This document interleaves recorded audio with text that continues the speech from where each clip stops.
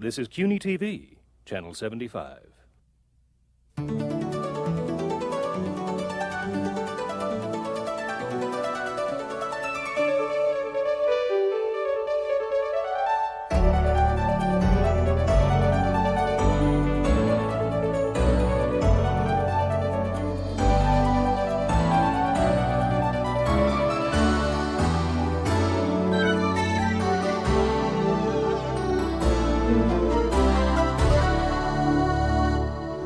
Welcome to the CUNY Forum. I'm Professor Michael Krasner.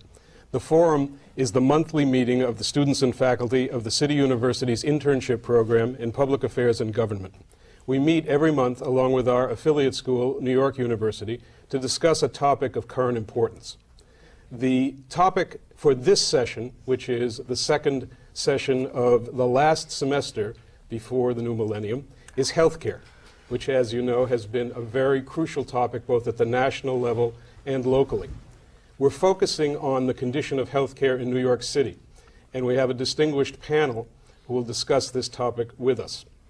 To my far right is Professor Nicholas Freudenberg from the Hunter College Urban Public Health Program. To my immediate right is Mary Johnson, the Vice President for Public Affairs of the Greater New York Hospital Association. To my left is Mark Hannay, the director of the Metro New York Healthcare for All campaign. And to my far left is Alan Van Capelle, the assistant director of the New York State Council of the Service Employees International Union. I'm going to pose a general question and ask each of the panelists to respond, starting with Professor Freudenberg.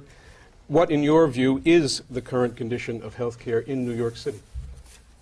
Well, I think the good news is that New York has more healthcare resources than probably any other city in the world.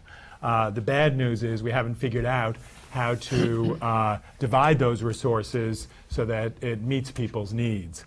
And I think there have been two trends in the last 5 or 6 years that are particularly alarming. One is the growing influence of money in healthcare.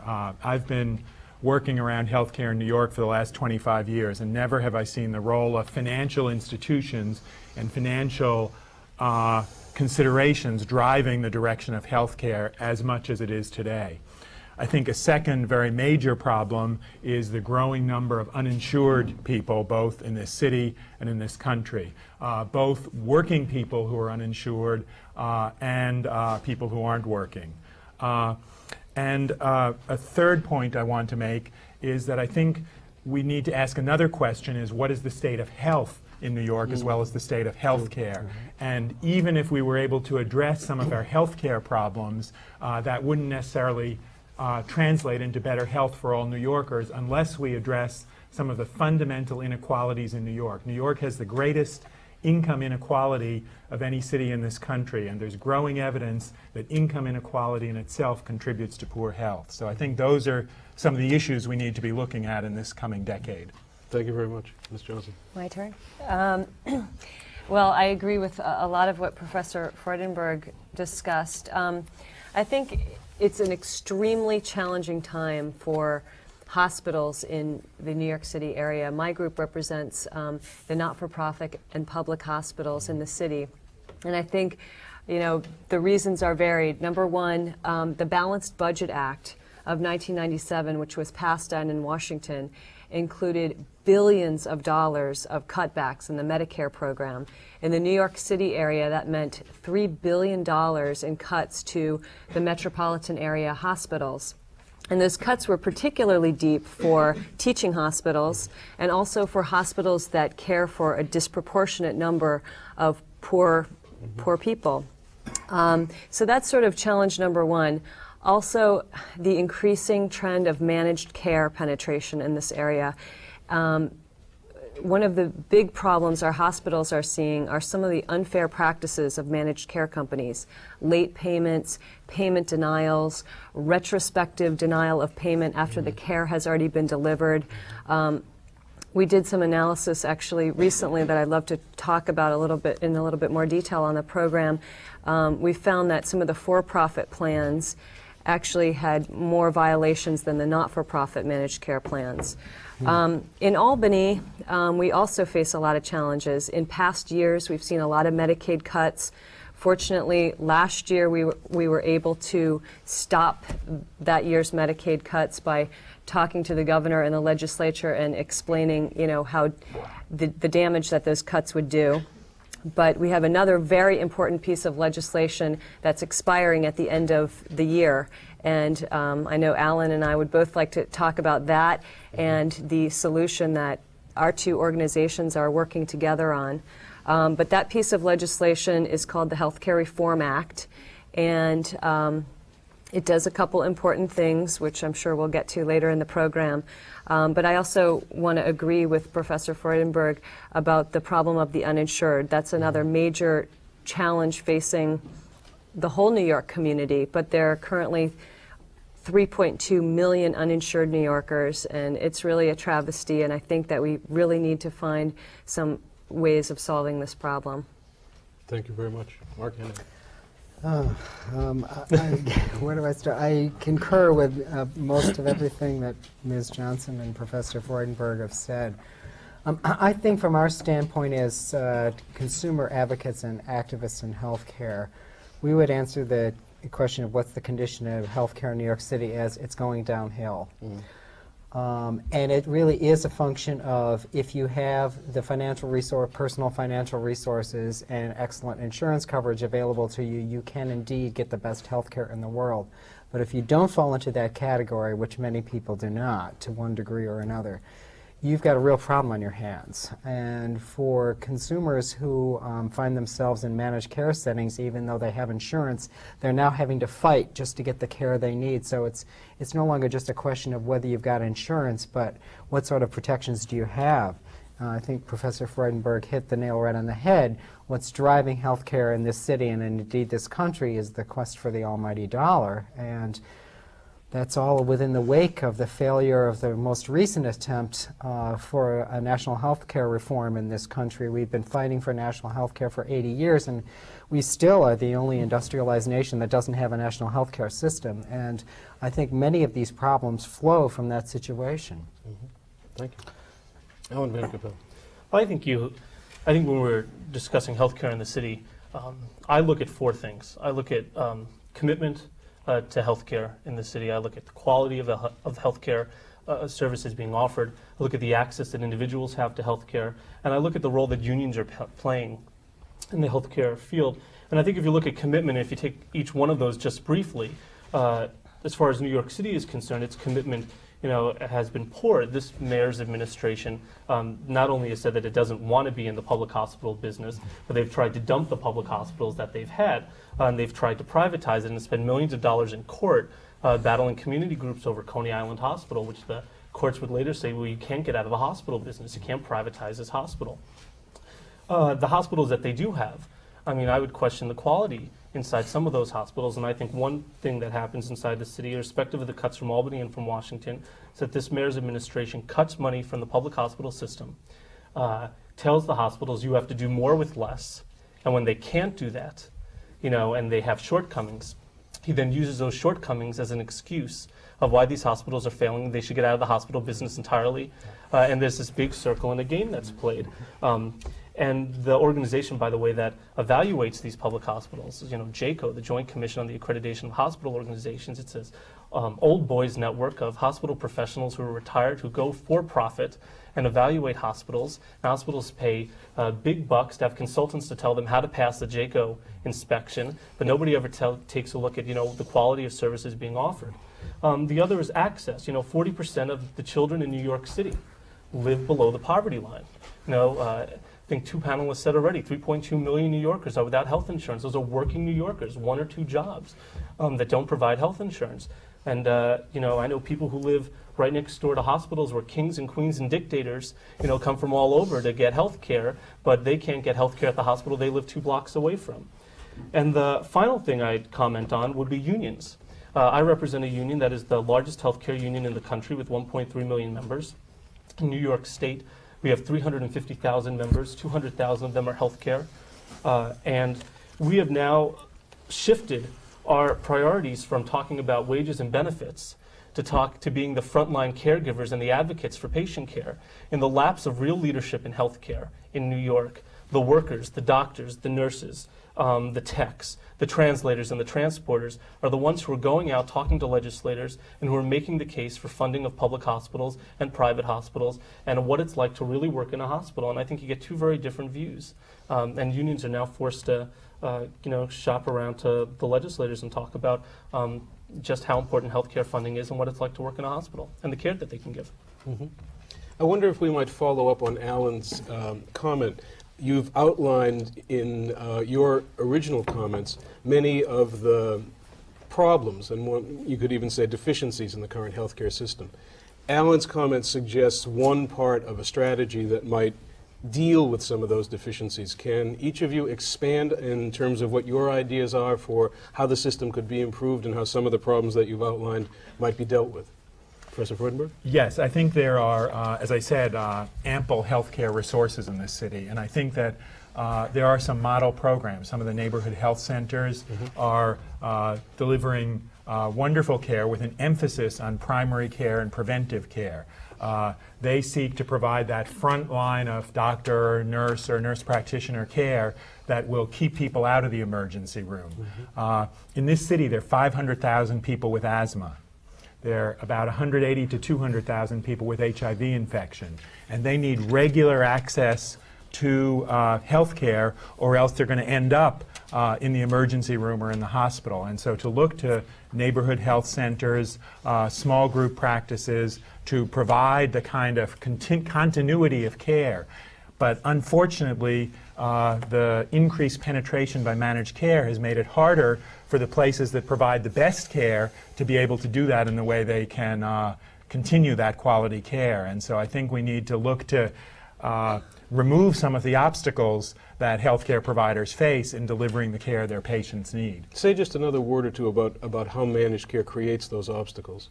Well, I think one thing is in New York we're facing a very fluid situation around managed care, so that providers change from one day to the next, so that people don't have the same coverage. You learn that the doctors who were in your plan last week are no longer in your plan, and so that you can't get the coverage. Or you need to get permission for every procedure and go to a different place for every procedure, so that the benefits of managed care are that one person, a healthcare provider, knows what's happening. But the way managed care has been implemented to keep the eye on the bottom line rather than the health of the patient has made that not operable. Thank you. I guess my overall comment would be that you just can't keep cutting and cutting and cutting funds and expect quality care is going to be delivered. You know, billions of dollars of Medicare cuts, billions of dollars of Medicaid cuts, deep, deep discounts demanded by managed care companies. You know, hospitals are going to have to find a way to, keep themselves in business, and so to do that, if they don't have enough funding, they're going to have to make layoffs or reduce a service that might not be particularly profitable. And I don't think that's what we want to see in our healthcare system. I think we have a problem of sort of a chronic defunding at a couple different levels. As far as sort of a solution, you were asking about that. In Albany, we're very, very focused on this piece of legislation called the Healthcare Reform Act, which was a 3-year bill, and it expires this year. And basically what that did was it deregulated the hospital payment system. So under the old regulated system, the state told the insurance company, this is how much you pay the hospital for this service. Governor Pataki wanted to move to a more deregulated system. And New York was actually one of the only states that hadn't moved in that direction. So our group said, well, if it's inevitable that we're going to move to a deregulated system, okay, but you have to realize that there's certain sort of public goods that the marketplace is just not going to take care of. It's not going to take care of uninsured people. The HMOs and the insurance companies want to take care of the covered lives, not the uncovered lives. And also the training of new doctors and the support of teaching hospitals that allows our medical centers to make breakthroughs and cures in important diseases like cancer and AIDS and heart disease. So the legislature and the governor did agree to set aside these pools for charity care and for the training of future generations of doctors and teaching hospitals. And so those pools are at risk. There has to be a decision made before the end of the year, and that's why our group, which represents the management of the hospitals, and 1199 SCIU got together to form what's called the Healthcare Education Project. And I should also add that while these two groups are sort of funding the campaign, we also have a lot of important partners in the advocacy community, the New York Healthcare Campaign, Citizen Action, the Greater Upstate Law Project. But what we're supporting is, one, expanding the Healthcare Reform Act, so preserving those important pools of funds, but also building into that legislation some other important provisions like stopping these HMO abuses, and also launching a really important program, which we all support here, I believe, called Family Health Plus, which will really help make inroads into expanding affordable health insurance for uninsured New Yorkers, and also helping to lower the premiums for New Yorkers who do pay for their own health insurance and have to pay extremely high premiums. So we're very focused on this. We hope everyone will log on to our website, which is www.healtheducationproject.org. And on that website, you can write letters to the legislators about Family Health Plus and the importance of preserving what's known as HICRA, or the Healthcare Reform Act. Okay. So we've got both administrative problems and also problems of a lack of resources, which you think can be addressed politically through legislation. Let's get our other two panelists to comment on So what is the question I'm being asked? Sorry, that. We're trying to move from defining the problem to talking about what might be done. In other words, from the diagnosis to the solution. Well, as Mary indicated, I think from our perspective, one of the most important things, and it won't solve all the problems by any means of the healthcare system or even health, as Professor Freudenberg has mentioned. I think one of the basic steps is that we need to get everybody insured. We need to get them insurance that works to relieve people of the financial responsibility, the risk that their families can bear in the event of a catastrophic illness or a serious injury. And when you do that, then I think that sort of liberates the healthcare system to begin to focus on where the needs actually are. One kind of corollary to that would be, I think we need to take health planning, such as it actually doesn't exist in the marketplace, because what's driving it is economic and financial forces, and put it back into a health planning arena so that we can begin to rationalize the distribution of services, the use of money and so forth within the system. And under the current administration in Albany, health planning is completely unfunded since what it was before. There's no such thing, funding from the state level for any kind of health planning. So when this deregulation happened, as Mary mentioned, all of a sudden everyone is scrambling to say, where can I make the bucks, rather than, or conversely, where can I not lose the least amount of money?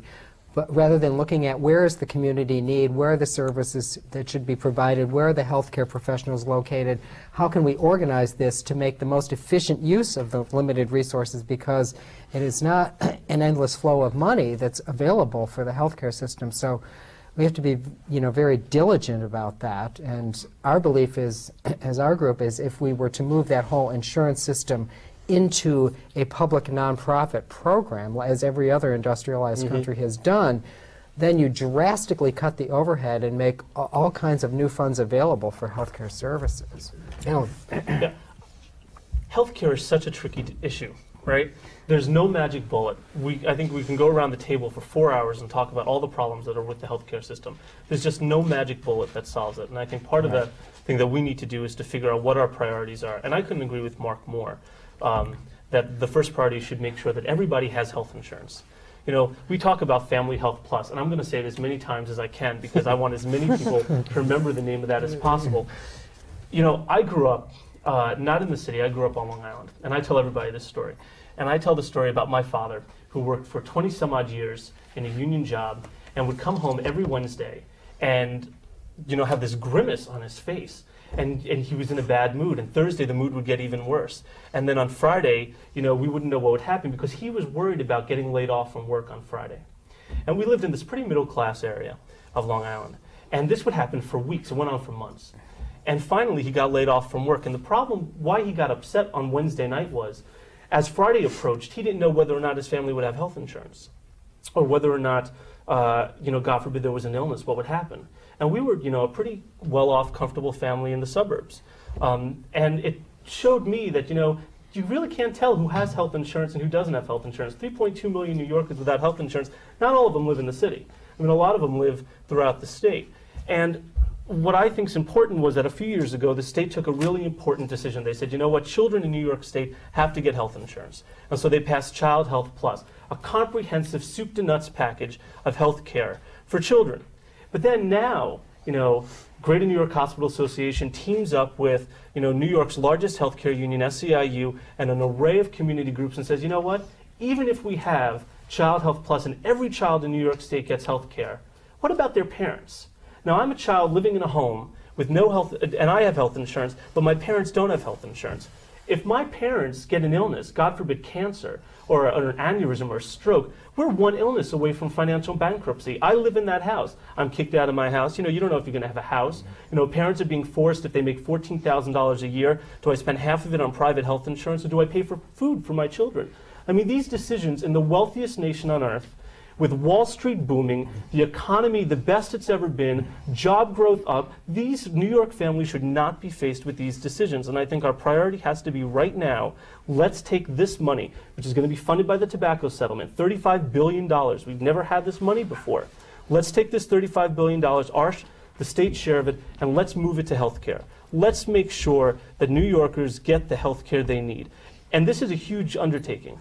We could sit around talking about all the problems with managed care and whatnot. If we can't get this state legislature and governor in 2 months behind this bill that will make sure that working families in New York, 3.2 million of them, get access to health care through Family Health Plus, then none of these problems we talk about is going to be able to be solved. I think this is the most important issue. We're at a crossroads here. It's either we make the right decision or we don't. And it's going to take everybody to do it. And several states are starting to do this now, expanding their child health and Medicaid programs under new provisions available from the federal government, which is under the Welfare Reform Act, which decoupled Medicaid from public assistance. What Alan's talking about is taking the state taking its share of funds that we'll have available from the tobacco settlement and possible increases in tobacco excise taxes, and using that to draw down more money from the federal government that's available. And we can afford this program. There's no question about it. And legislators from all sides of the aisle have talked about how this is a problem that has to be dealt with. And indeed, the Assembly has already passed a version of Family Health Plus, not quite to our liking. There's some things that have got to be fixed with it, but it's gone a long ways. And so now our job is to make sure that Governor Pataki and the state Senate come to the table and talk about what we're going to do about this crisis of uninsured in New York City. Or New York State. In New York City, public advocate Mark Green has estimated that 28% of the under age 65 population doesn't have health insurance. That's more than 1 in 4 every person that you pass on the street does not have health insurance. Not only is that not a good idea for the people who are in that situation, but the public health implications of that for everybody, whether you have insurance or not, are really dire. And this is a crisis that has to be dealt with. I think that's the message that we need to communicate to our political leaders, not just at the state level, but at the federal level. It is an outrage. Alan described the economy improving and getting better. While that has been happening, the number of uninsured in America has gone up by 1 million people a year. The trend should be going in the exact opposite direction, and it's not. The healthcare system is dramatically broken, and it's got to be radically fixed. And some of this incremental stuff, well, working away at some of it is not going to solve the problem. It's almost Band-Aid medicine. Yeah. When our members go and lobby legislators, for example, this past state year when the budget was coming down, we'd meet legislators who said, well, Governor Pataki makes all these health care cuts in January. And then the Senate says, well, we're going to restore these cuts. And they think their job is done. But there were cuts that were made in prior years. And what legislators have to be educated about, and our challenge, is to say it's not just enough to restore this year's cuts. You have to go back and restore past year's cuts, and you have to increase funding. It's not enough. If we all agree that the healthcare system is broken now, maintaining the status quo doesn't do anything. Right. You know, the key now is to get people to think of investing. You know, and this is a really big investment with a terrific return. Professor Freudenberg, do you agree with this priority? Yes and no. Yes, I certainly agree that dealing with the uninsured is the priority, and we need to deal with that. But I think that putting more resources into the healthcare system without fundamentally redirecting it will not lead us to improved outcomes in health. And I think we have to see that there are some very fundamental flaws in our healthcare system. It's focused on providing the most expensive care for the people who are sickest and not on prevention. We need to really turn the healthcare system upside down, put an emphasis on keeping people healthy, include more information on diet, on nutrition, on the environment, looking to increase people's capacity to take care of themselves, and make sure when they do get sick that fancy high-level care is there. But without that transformation, I think even if we're successful in insuring people, and I hope we are, that we will not be able to see improvements in health that go around with those improvements in funding. Right, sort of turning it from a medical tertiary care model to a primary public health model is what you're describing. Right? That's right. I also think I'm very worried that should the economy turn down, that we will have pools of vulnerable populations, the people coming off welfare who don't get jobs, the large and significant number of homeless people, the large number of drug users, the significant number of new immigrants who are not yet integrated into the economy, that I'm worried that in the next decade we'll again see the epidemics that we saw in the late 70s and 80s, first HIV infection and then tuberculosis, an old disease coming back. And I think those are examples of what happened when you let not only a healthcare system but a public health system fall apart. Right. And I'm very worried about the future of the health of the population of this city, given our lack of attention to those issues. Mary, did you want to word? Sure. I actually have a response to both issues. You know, we all represent sort of healthcare programs or groups, and we're all in agreement that we really need to solve this problem. I think it's also important, though, to realize that the people of New York support trying to solve this problem. Yes. Before we started this health education project and started running some TV ads and trying to encourage people to write to their legislators, we did a poll, an extensive poll of 700 New York voters. And in one question we asked them, what do you think the single most important aspect of health care reform is? And their number one response was covering more uninsured citizens, and in fact 85% of the people we interviewed said they thought this was very important. So I think it's really important. It almost can provide an opportunity to the governor and the legislature to do something and to serve as a national model.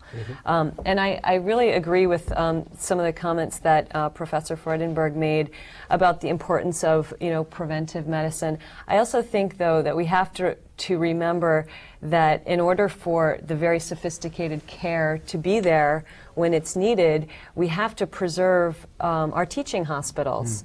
And when we're getting cut back, the particular cuts that were made in Washington in Medicare were very focused on teaching hospitals. They suffered a disproportionate cut. And these funds in Albany are now at stake. One of the big business groups up in Albany has opposed the taxes on insurers that help support these funds. And you know what happens at teaching hospitals is young doctors, you know, learn how to care for the most sophisticated cases. Teaching hospitals are the places that see the most complex cases, and therefore those young doctors are constantly exposed to new technology and new developments and really bringing what's learned in the laboratory or the classroom to the patient's bedside. So I agree, you know, we definitely need to preserve a strong public health system, and absolutely preventive care makes the most sense. But when someone is really sick, we also want to be there, and we want to make sure that New York hospitals continue to make all kinds of medical breakthroughs in the years to come, like we have a history of doing.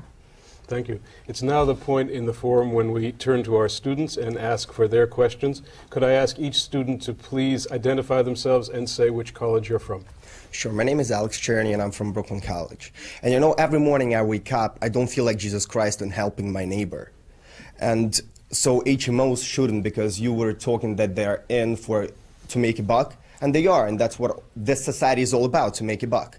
And so please, I just feel it's very subjective of you to present them in a bad light. And I have a question for you. In 2 months, I'll be an uninsured person because I work part-time and I will go to graduate school and I would like to go full-time. But actually, I will get a full-time job in order to cover me, and I'll go part-time. Can I find any other ways to not go part-time to graduate school and find medical insurance or anything? Quality. I would exercise the prerogative of the chair to just comment that this is an interesting juxtaposition. You began by saying that, you know, it's a dog-eat-dog, free market world, and we shouldn't criticize the HMOs, and then you're asking, you know, what can you do to protect yourself? Exactly. I just called there's a certain irony there that I didn't want to let pass without mentioning it. Please, anybody on the panel? Let me answer the second first and then respond to your first point. The options that are available to you depend on your income. If you're related to Donald Trump, you'll be able to do just fine. You'll be able to buy health insurance coverage that will provide very generous benefits to cover you. If you don't have those family resources, then you'll be in the situation that many New Yorkers are in, not having sufficient coverage. Your point that HMOs are out to make money, and that's what the business of this country is exactly right. But I think the question that we have to ask is healthcare a legitimate arena in which to make money? Or is healthcare a right that we want to provide to people as every other developed country in the world does? And that's really a debate that has been going on for a long time in this country. So far, we have answered no, healthcare is not a right, and it is appropriate to belong in the free market. With the failure of the 1992 healthcare reform, 93, 94 healthcare reform debates, we've moved healthcare even more squarely into the free market. And the result has been an increasing number of people aren't covered. And so there's a conflict between those two values, free market, population who has access to health care. And those are some decisions we need to make as a people. Can I add? I'm sorry. Please. I think I have 2 points to make. The first one is, I think that how a society cares for its most indigent and infirm speaks volumes about it, and the type of people that we are, and the type of people that we want to become.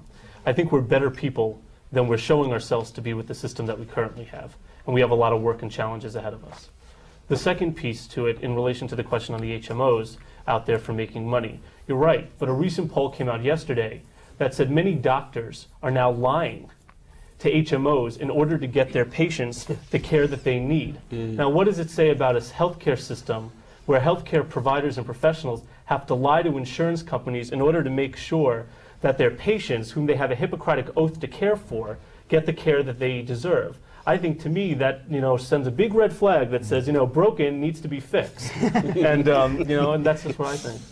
Good, thank you all. Our second question. Yes, I'm Tai Chin from John Jay College, and my question is that New York City is now currently planning to defund 5 out of 7 home care services in North Manhattan for the seniors and disabled.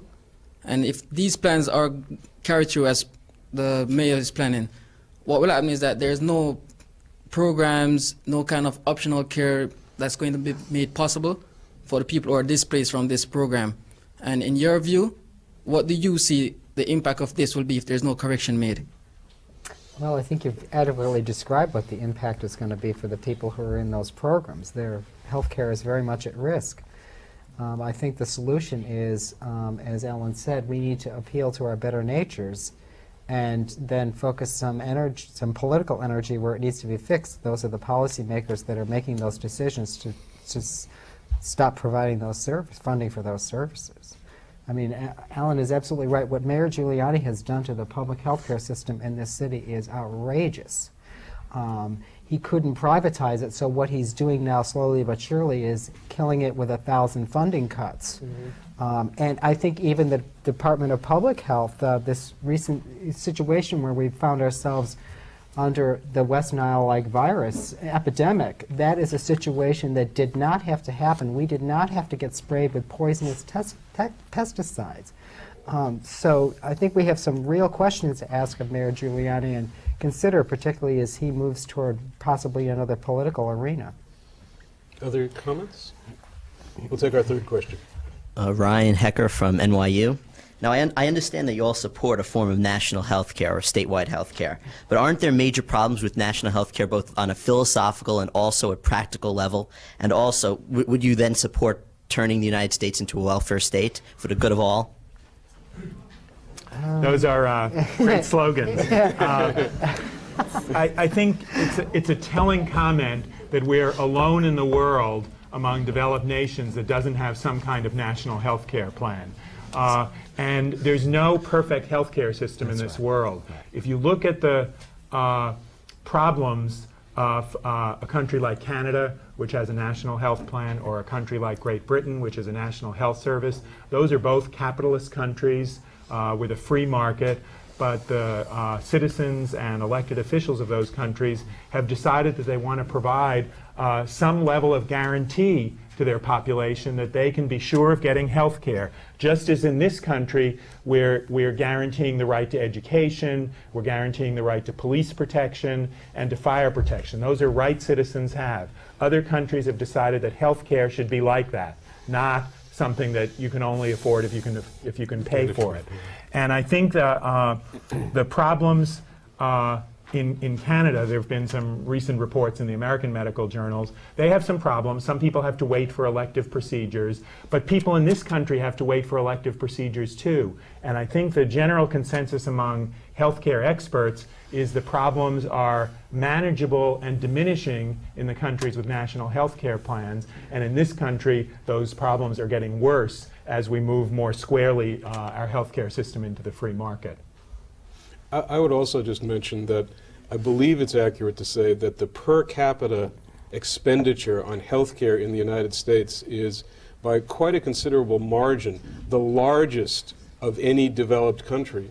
And yet we still have these vast gaps, and something like 42 million people who are without insurance. So even if you just look at this with the eyes of an efficiency expert and say, you know, are we getting value for the dollar? It seems to me that you don't have to be the brightest bulb in the box to see that there are serious problems. And further, if I can just add, that if you look at some of the health outcomes, there are 15, 20 nations in the world that have better, lower infant mortality rates. Longevity in half a dozen countries is higher than here in the United States. So we're spending more, we have more uninsured, and we have worse health outcomes. Again, something is wrong in this picture. Can I add something? There's often this fear among people who have health insurance and who are covered that somehow if we move to cover the people who aren't insured, that they lose out. So somehow, you know, if I have health insurance and Mark doesn't have health insurance, and now we move to get Mark health insurance, somehow I'm losing something to get health insurance. I think I gain something. You know, I think it's a good thing that my children go to school with people, with other children who have health insurance, and I think it's better for the economy that we have a healthy nation. You know, it certainly saves. You know, if you don't have health insurance, where are you getting your health care? You're going to emergency rooms. That costs really more. And first of all, you're going when you're really sick. You're going when it costs way more, you know, to treat you in an emergency room than if you did it on a preventative basis if you had proper health insurance. You know, it makes more sense to do it that way. My family, half my family lives in Europe. They live in Holland. My grandfather's been, you know, progressively more ill. He's 97. You know, I attribute him being 97 to, you know, Holland and their healthcare system. He doesn't pay anything for healthcare. He sees a doctor when he needs to see a doctor. He gets surgery when he needs to see surgery. He gets prescriptions when he needs it. He has a woman that comes to visit him 3 times a day to make sure he takes his medication and takes care of him. It's the 4th largest economy, you know, in the world. And everybody there seems to get health insurance, and the system works fine. I think that, like I said, there's no magic bullet. There are going to be kinks in every system. Yeah. Let's take our next question. How you doing, Ken LeBeau, College of Staten Island? I think the professor hit it right on the nose. We should be concentrating more on well-being for people in the United States. Unlike Holland, the United States constantly takes people in. We have a large amount of immigrants that come in, particularly in New York, that receive Medicare and Medicaid. They don't contribute, but they're given health care, and you have a lot of elderly people who fought wars in some cases against the very people that we're now giving health care to that can't afford to pay for prescriptions. I'd like to know, and as far as that tobacco money, that if we ever get it, that's a drop in the bucket. You know, that's a temporary fixer. How do you expect to pay for it? Where are we going to get the capital from? Well, the Congressional Budget Office did a study at the beginning of this decade when we started the whole national discussion, the latest round around national health care reform. And they estimated that if we moved to a national health insurance system that we would capture more than enough money to provide everybody with good quality health care and good quality health insurance, and we'd also save money. The money is in the system. We're spending 40% more per person than the next highest country, which is in fact Canada. They cover everybody. We have 44 million uninsured. What's wrong with this picture? There are for-profit entities that are raking off money out of the system for non-healthcare services. National healthcare programs typically run on 2 to 4% overhead. In the American market, the overhead for private insurers can be anywhere from 10 to 30%. There's more than enough money in the American healthcare system to pay for the healthcare that we need. And it's just really a question which gets back to what Professor Freudenberg said at the beginning of the program. How is this distributed? Where is this money going? Can I just also add a point about the questioner had a comment about immigrants. This is a nation of immigrants. Yes. You know, my parents came from Europe. A lot of people came over. And whether you came on the Mayflower or for people who were forced to come here on slave ships, this is the nation of people who came here by choice or by force, and they've made it a richer country. New York City's economy, you know, in the last decade has really been reinvigorated by the work of the immigrants. So to say they're not contributing, I think, is not looking at the dollars and cents of that. From a public health point of view, immigrants become a problem when they don't have access to health care. And that's not a problem on the immigrants, it's a comment on our healthcare system. We need to worry when people who come from nations where there are infectious diseases that aren't common here can't get into our healthcare system. If we provide the care, there's nothing to worry about. And that really is blaming our healthcare problems on groups of people from elsewhere is really avoiding looking ourselves in the face. Let's take our next question. Hi, Aramide Kazim from Brooklyn College. Actually, I'm very shocked as the view many students are bringing up. Because first of all, immigrants, they might not have the right, maybe education, but they've brought a lot of good things to this country, like education, water and food. Healthcare is also one of those things that we owe to all people in this nation. Until they grow up to be husbands, because most of them are men, until they grow up to be husbands and understand what it means that healthcare is life. It's not just something that one of those, maybe a tie that you need to look nice, you know. And when things are dealing with money, we all get a little unprecise when we're dealing with money. When it comes to the life of people, we have to start getting to invest in the life of people. When an immigrant is sick, we're all sick. You understand what that means? And when we're all sick, in the first place, oh, she has tuberculosis, she's from Africa. In the beginning, she is, but now she's living in America. If she's sitting next to you, you're going to get it too. And you're an American, right? You have everything perfect. So we all owe it to each other. It's not a question of money. Of course, we are going to school to make a living, but at the same time, our education is to ensure to cut out all these bias, me statement and start enduring humanity. And that's part of what healthcare should be too. Maybe I'm too simple now, of course, to many people.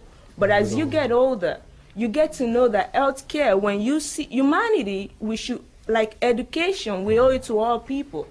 Healthcare, we owe it to all people. And I'm shocked that many students, I don't think they're in the right perspective, in my view, that they're seeing healthcare as one of these, if you get money, if you're a doctor, make millions and that's it.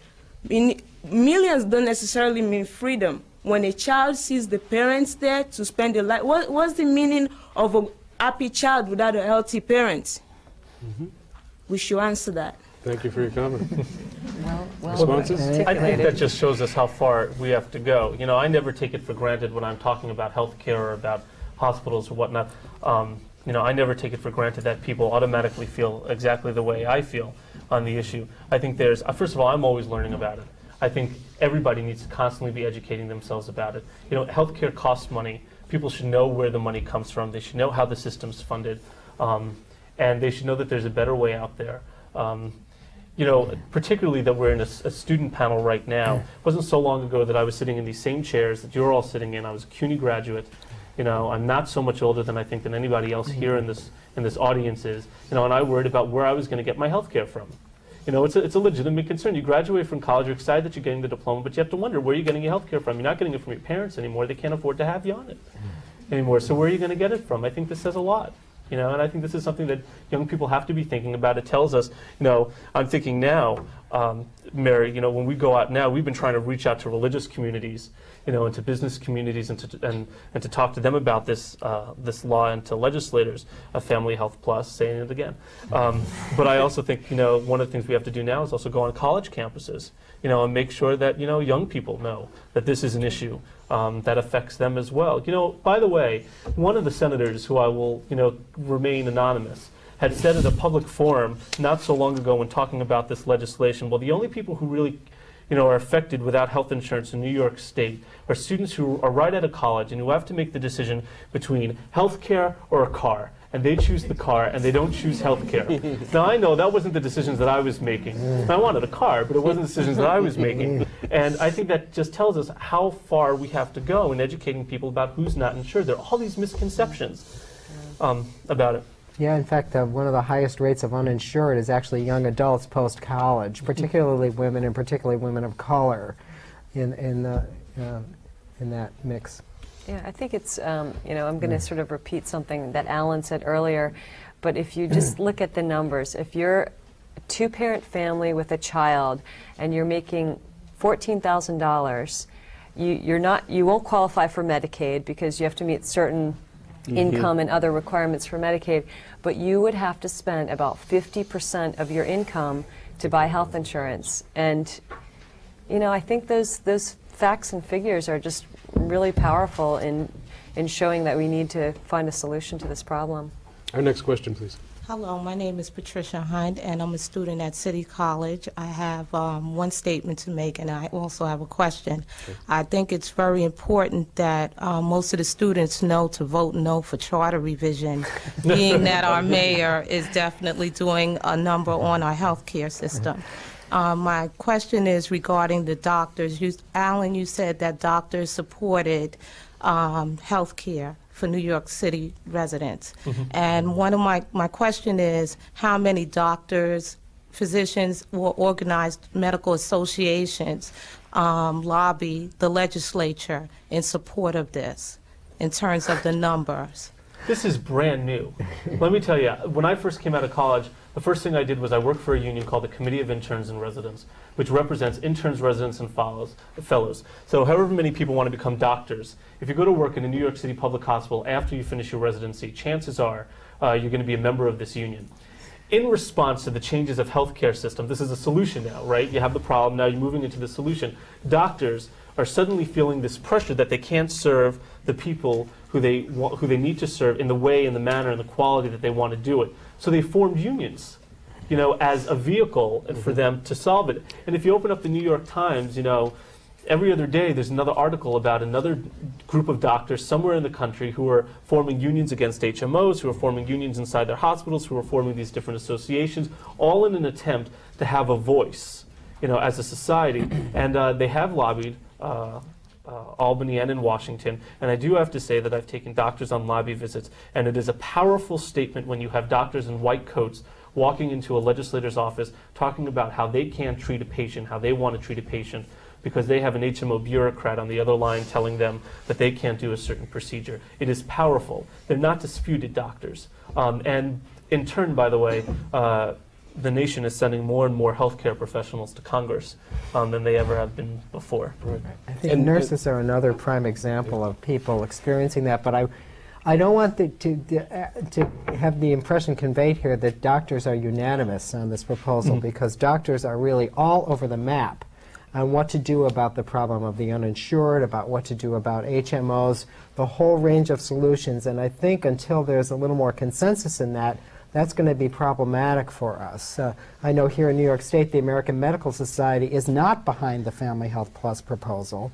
They're talking about a much more limited solution of bringing back retired physicians to provide care for free, provided that the state picks up the cost of their malpractice insurance. And they're talking about doing this in on only a couple of locations here in the state, in Queens and in Erie County, so that if I live up in Saratoga County and I'm uninsured, do I fly to Buffalo or do I fly to Queens? It's just, it's going to be a problem. I think, fortunately, many of the other healthcare professionals, nurses particularly, social workers definitely, are really behind this proposal. But I just don't want that impression to be conveyed. There are many good doctors, particularly through the Committee of Interns and Residents and some of the other SEIU affiliates. Council.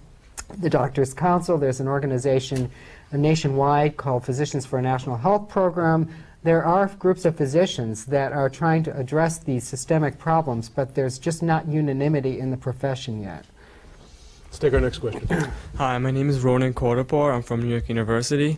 I'd like to know your opinion on how influential you think the current presidential campaign race will be in achieving national health care. That's a highly speculative but also very intriguing and important question. The issue has been raised, as you know, by Bill Bradley, among others. Anybody on the panel? Professor Freudenberg, you want to start?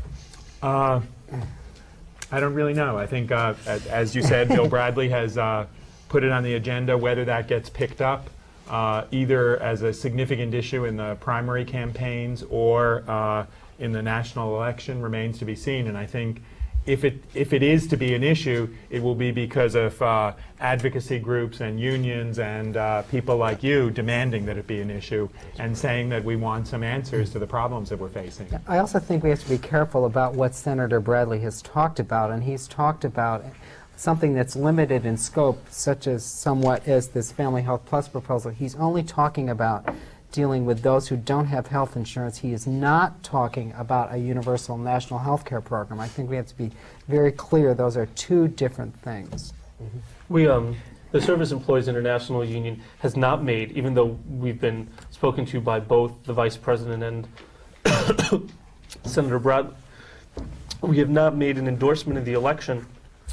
And one of the reasons why we haven't made an endorsement is because we want to increase the dialogue. If we make an endorsement right now of one of the political candidates, the thing that happens is then we lose the ability to move them on this issue.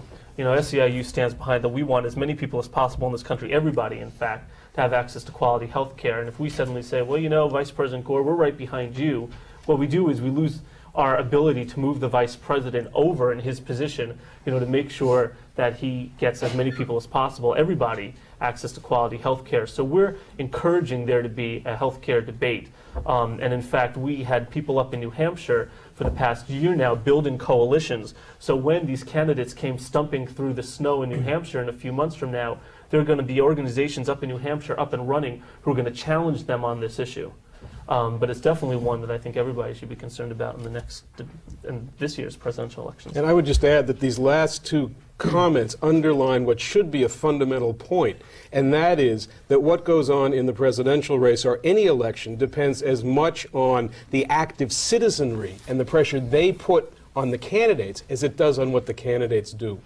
I would ask each of the panelists to take advantage of the last 4 minutes and make a summary statement if you would like to. Professor Freudenberg? I think we deserve better. I think, you know, that in many arenas, our nation is a leader. And in healthcare, we're really at the bottom of the pack. This issue has been on the national agenda several times, and each time, because of the power of special interests, we've stepped back from making some fundamental changes.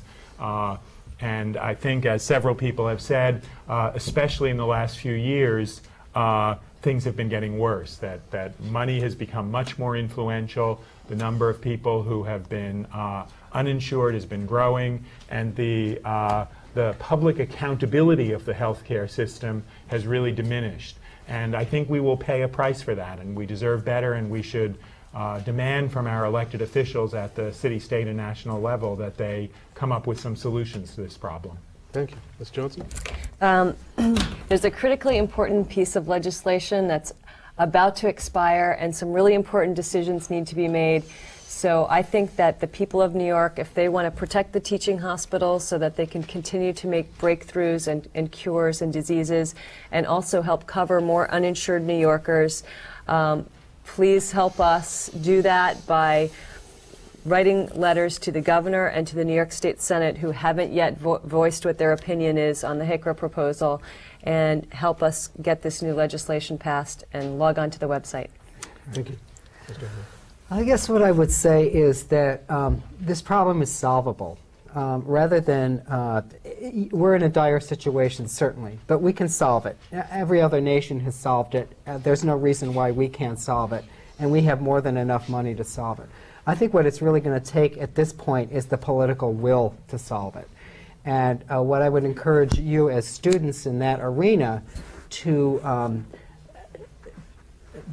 political change happens because individual citizens take action. It doesn't happen because we study it to death, as important as that is, but it's actually taking action, and taking action collectively with your other fellow citizens through unions and whatnot, and building coalitions, as we have on the Family Health Plus proposal, with healthcare worker unions, with hospitals, and with consumer advocates. That's what makes political change happen, and I think that's what's the only thing that really is, preventing us from making very significant strides in healthcare in this city and in this country. And for the last word, in a single minute, Alan Van Capelle. Less than a single minute. I'm optimistic.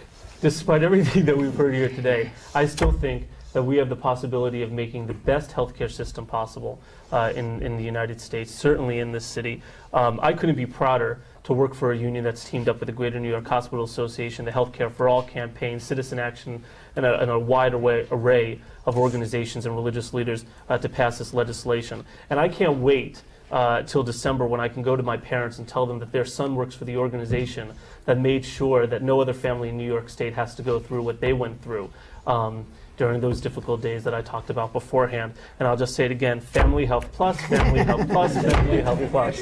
And if there's Followed by a anybody... national health program. Yeah. Okay. I'd like to thank the students for their very provocative questions, and thank the panelists for an excellent discussion, and thank you all for joining us at the CUNY Forum.